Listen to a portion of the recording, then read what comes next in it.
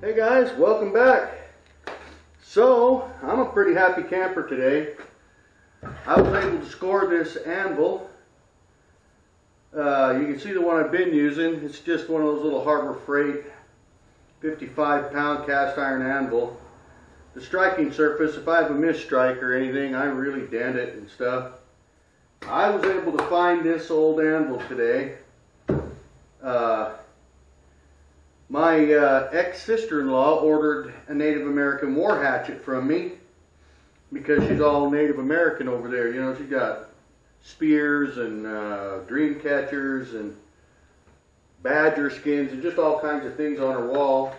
It's very cool. I looked at her collection of stuff she has today, and I knew, you know, because I was married to her sister years ago, I knew that her dad had an anvil in his shop. And he passed away many years ago. And then her mom passed away here, oh, it's been several years ago now too. And I knew that somebody ended up with all of this stuff out of her dad's shop. So I knew I knew I had seen at least one anvil in his shop. And so I delivered that war hatchet to her today, and I just happened to mention to her, hey, you know, did your dad have an anvil? And she said, I have two of them. And I said, really? I said, I'm really looking for a decent anvil. The one I have isn't very good, yada yada. She said, I'll trade you one for the war hatchet. So I got this anvil. This one here is a 55-pounder. And it doesn't have a hardened striking surface on it. But this old anvil here, it's got a hardened striking surface. I don't know if you can see it in the video. I posted another video earlier about the anvil, but we're going to refurbish this old anvil, and right now we're going to grab a wire brush and just clean the rust off of it and that, see if I can find who it's made by and what have you. It's an old anvil, you can tell. It's been around a while and it's been heavily used, so we're just going to kind of clean all the rust off of it right now with a wire brush and get it cleaned up nice. Then I'll grind these sides out here where it's chipped, and then next weekend I'm going to take it over to my son's house where he has an arc welder, and we'll get some of that heavy-duty rod that's made for like surfacing dozer blades and what have you. It's some good hard stuff, and we'll heat the anvil up to about 350-400 degrees with the rosebud on the torches, and then we'll weld this all in. I'll have it all ground out nice so it'll weld in nice. We'll lay several beads in there and grind it out real nice. I've got a cup grinder here, right here, that we'll use to flatten and clean this surface up. I'm going to do that too before I grind these out and everything. That way most of the work will be done after we weld these places where it's chipped off on the side and get that all filled in with weld next weekend. Then it won't be much of a job to come back and just clean that up with the cup grinder and make sure this is nice and flat. And yeah, I'm pretty tickled about this. Anvils are kind of hard to come by these days, so I'm real happy with that, and let's get to it.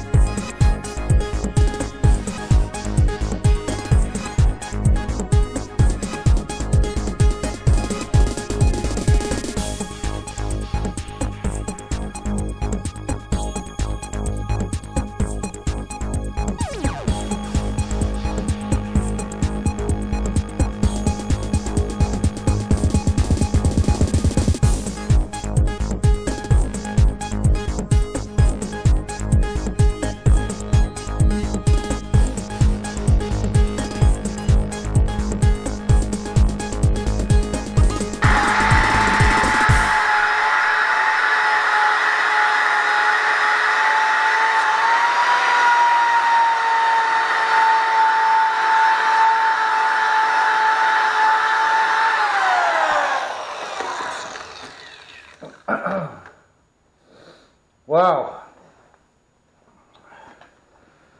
There's a lot of years of rust and neglect on this old dog. And it looks like somebody broke off a chisel in the plate right here.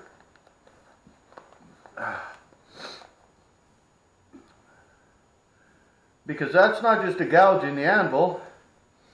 That looks like someone broke a chisel off in that or something, but that plate's pretty nicked up and dinged up and what have you.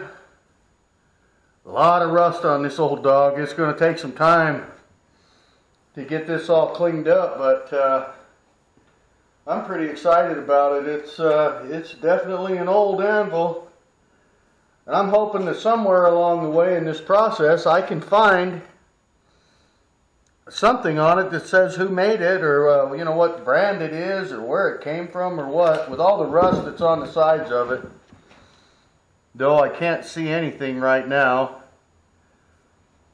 except for right up here on the front here underneath the horn, there's a number 8, and the only thing I can figure is that stands for 80 pounds. I could be up in the night. I have no idea. If somebody knows what that means, leave me a comment and let me know. But all right, let's get back to cleaning this thing up a little here.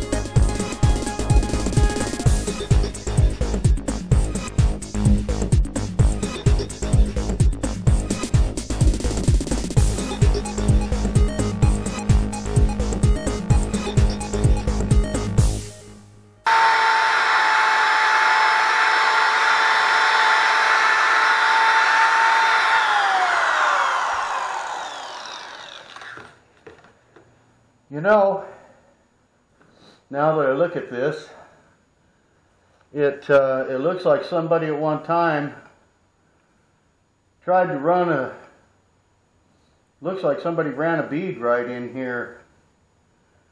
So it looks like somebody kind of tried to repair this thing at one point, and I guess that's not a piece of a chisel stuck in there. That's just where somebody hit that with a chisel, had a misstrike. Same thing right here. Just dug the chisel in there, and that ended up peeling that up like that. There's chisel marks all over this doggone anvil. So, but we're going to get that all cleaned up and smoothed out, and get this striking surface nice and clean again. Once we get these welds in, we'll square that all up real nice. And I think it's going to look quite good. Anyway, I'm going to go ahead and just be sanding away on this, or not sanding, but wire brushing, and I'll bring you back when I get it all wire brushed up here and cleaned up a little bit. So, I started this last night, and I've got this side here as clean as I can get it with the wire brush deal, and the top is pretty cleaned up. Now we're working on this front part here, and I can't figure out what kind of anvil this is. There's a little A embossed right there, is all I could find on this entire side, is this little A, and I'm not sure if that's a manufacturer mark or if somebody just put that there that may have owned the anvil in the past. And then on the front of it right here, let me move you over here so you can see it. There's an 8 embossed right there on the front of the anvil, underneath the horn.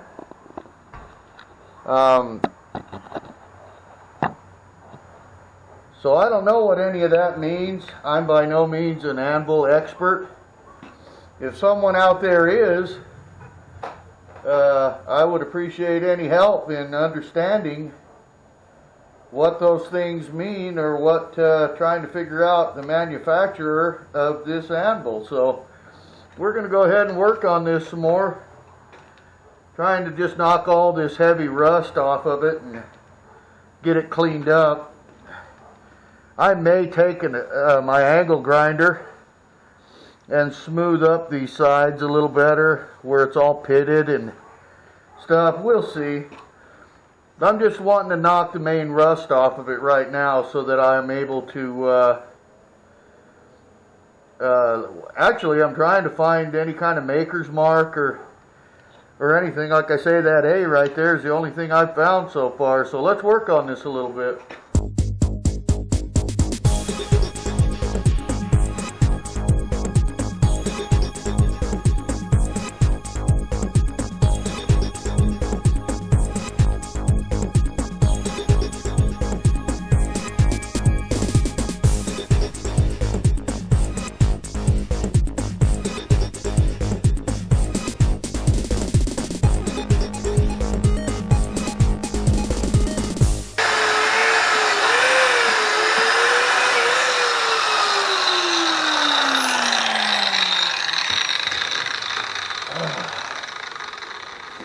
So far I don't see anything else on the front of this other than that 8, that big 8 embossed right in there.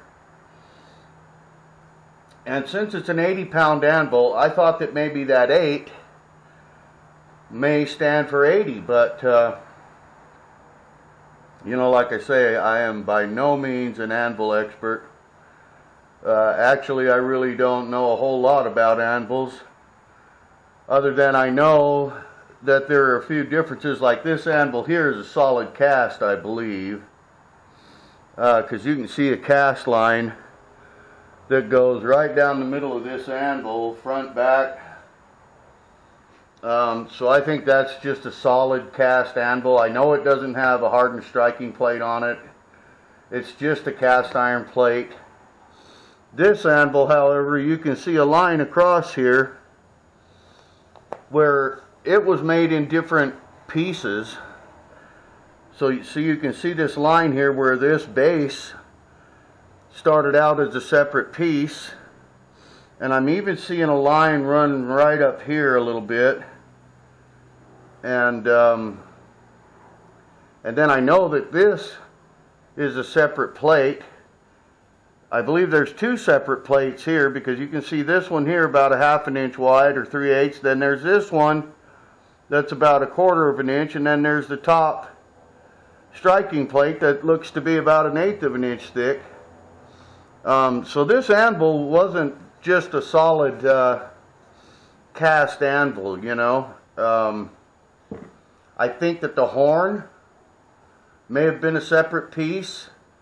I can see outlines here where it looks like it was maybe you know, made separately and then forge welded to the rest of the anvil, like the rest. See, they would have made this, and this would have been forge welded together with a press, I believe. Again, I'm no expert. If anybody does know and knows about these things and sees this video, I'd really appreciate you letting me in on just, if you can tell by this A and this 8 here, and maybe just the shape, you know, and design of the anvil.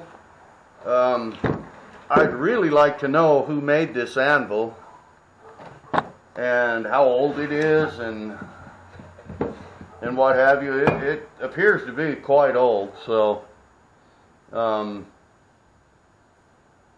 but then looks can be deceiving, you know. I'm sure it's fairly old, because my father-in-law had it over 30 years ago when I was married to his daughter, and it was pretty rough looking at the time, if I remember right, because I'd seen it in his shop before. But yeah, I can't find a thing on either side of this anvil anywhere like a maker's mark or a name of any type. I've looked on the bottom, on the back, and the bottom is just flat. There's nothing down there either. And oh, it does have this little notch out here. I don't think I noticed that before. Don't know why that would be there, but there it is. So anyway, I'm going to go ahead and be getting this old dog cleaned up and grind this top here a little smoother with the angle grinder, and then I'll take the cup grinder and try to flatten it out really well, and I'm going to grind all this mess out. And I've been thinking about this. I saw a couple of videos where guys just used their MIG welder to fill this in, to fill these chip marks in and stuff on here, and they just peen it. When they call it work hardening, I guess. I hadn't heard of that before. But you lay a couple of beads in here and then you just peen the tar out of that weld with your ball peen, and they say that work hardens the steel. So, and again, you know what? I mean, I don't have any of that expensive rod, and I would have to tote this over to my son's house, where we would have to heat it up and everything. I've got a weed burner here in my shop that I can set this on top of this anvil, and I can heat it up pretty darn hot. And once this is all ground out, and I think I can lay those welds in there if I don't get in a big hurry, with just my wire feed MIG welder with some flux core rod wire, and peen these welds as I go. And I think I can build this up enough. Really, this portion of the anvil, you know, it's not going to take near the beating that the top does. I mean, I work some of my steel over the side of the anvil.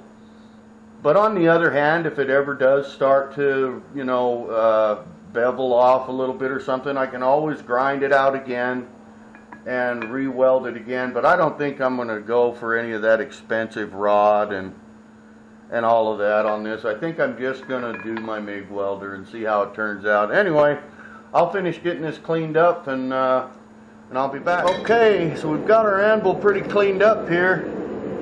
I just laid this straight edge on it, and as you can see, there's probably a good, I'd say there's probably a good 1/16 of an inch of a swale in this right here where it's been beat on for so many years. So we've got to take this down here a little and this down here a little to get rid of that. It's not horrible, but on the other hand, when you're looking at the width of that surface, it's, I believe, what did I say, this was like 3.5 inches, 3 3/4, yeah, it's 3 3/4 inch wide. And this has to come down probably at least to here, and the same back here, to make this level again. So that's going to be a lot of work with that cup grinder and what have you, trying to get that down, but it's got to be done. You have to have a nice smooth surface to be able to make a flat blade on. So I'm going to grab my trusty cup grinder here, and we'll start working this and trying to get this down here to a more level surface. And then I want to take and grind this all out and weld this in again and clean that up. So quite a bit of work to be done on the surface of this anvil, but it'll be well worth it to save it and restore it and make it a good usable anvil that I can use here in the forge. I really like this old thing. It's going to be a lot of work, but it'll pay off. So I'll be back. Okay, so here's where we are now. I've got these edges ground out here, and I've been working on the top trying to flatten it out some more. There's a great big swale right in through here, so I'm trying to get this on the heel ground down and up here ground down so that I can kind of meet this. It was just too much for that cup grinder, so I'm using the angle grinder a little bit, and I'll come back, straighten it up with the cup grinder, but there we are.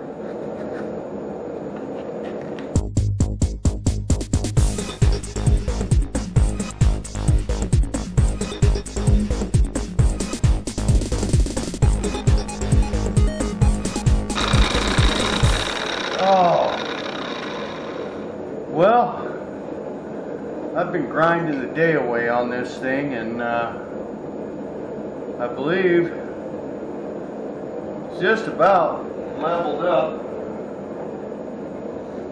There's still quite a few nicks and dings in it, but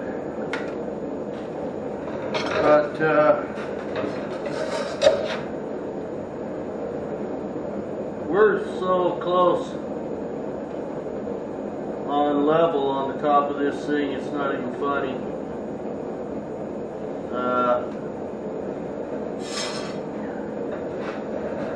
I want to keep taking it down some more though, because I'd like to kind of get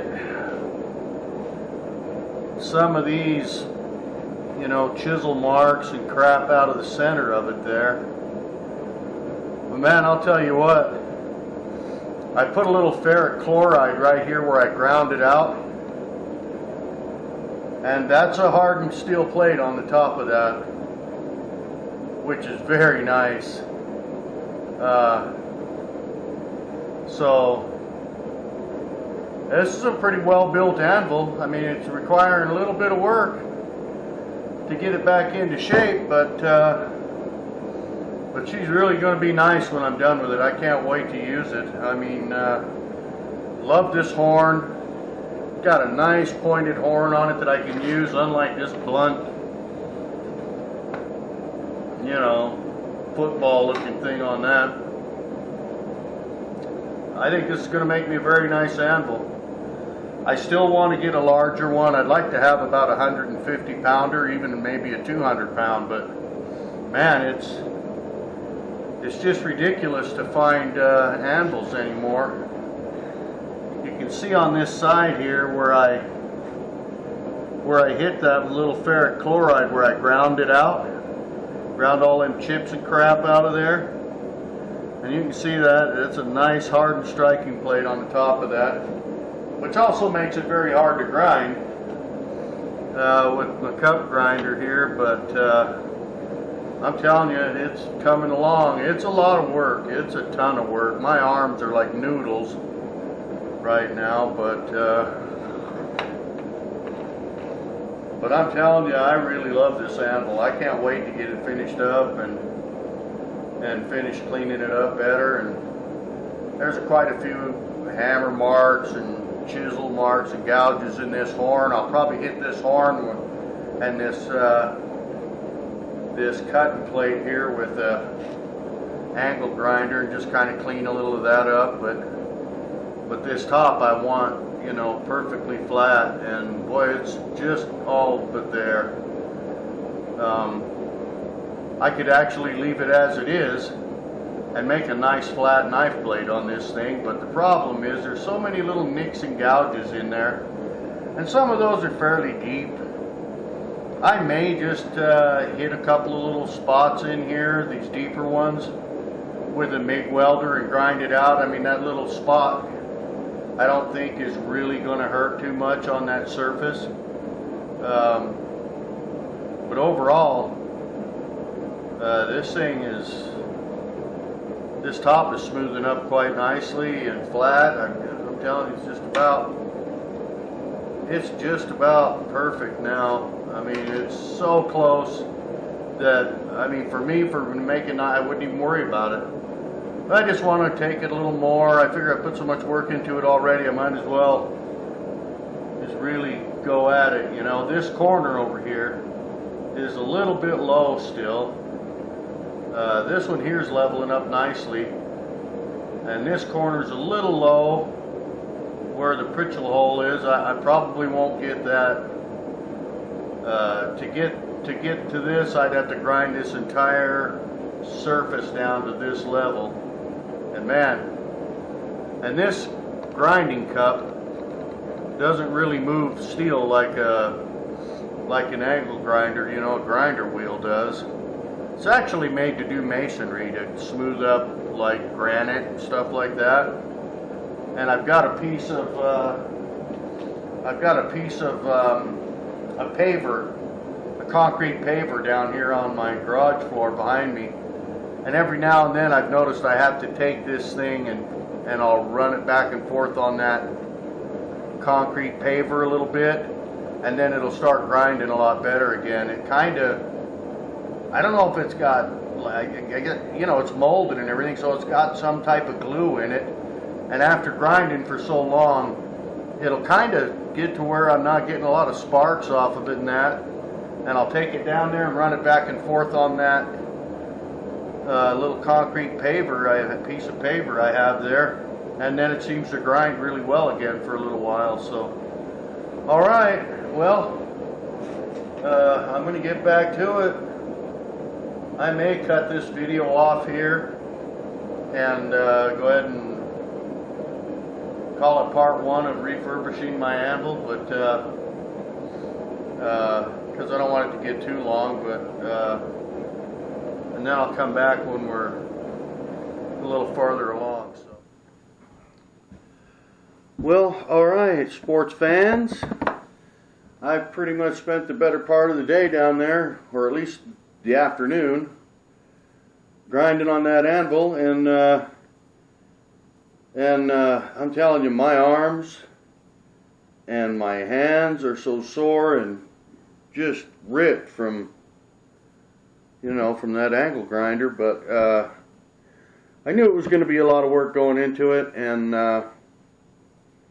but I got the chance to get this anvil, and I was like a kid in a candy store. I knew it was going to need work, but I couldn't turn it down. It's a way nicer anvil than what I've been using. So, yeah. I'll probably spend the better part of the day tomorrow trying to get that striking surface, you know, the face of that anvil smooth where I want it.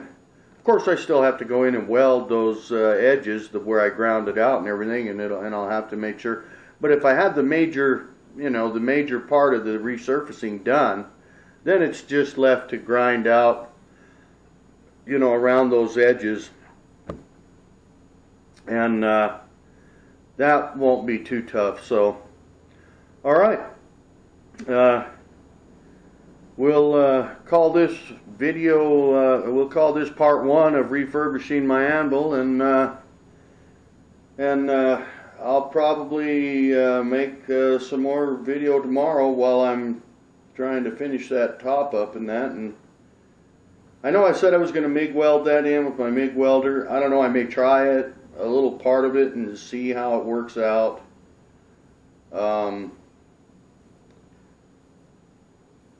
Or, you know, and if I don't feel like it's going to do the job properly, then I may wait until the weekend and take it over to my son's house where we can use that arc welder and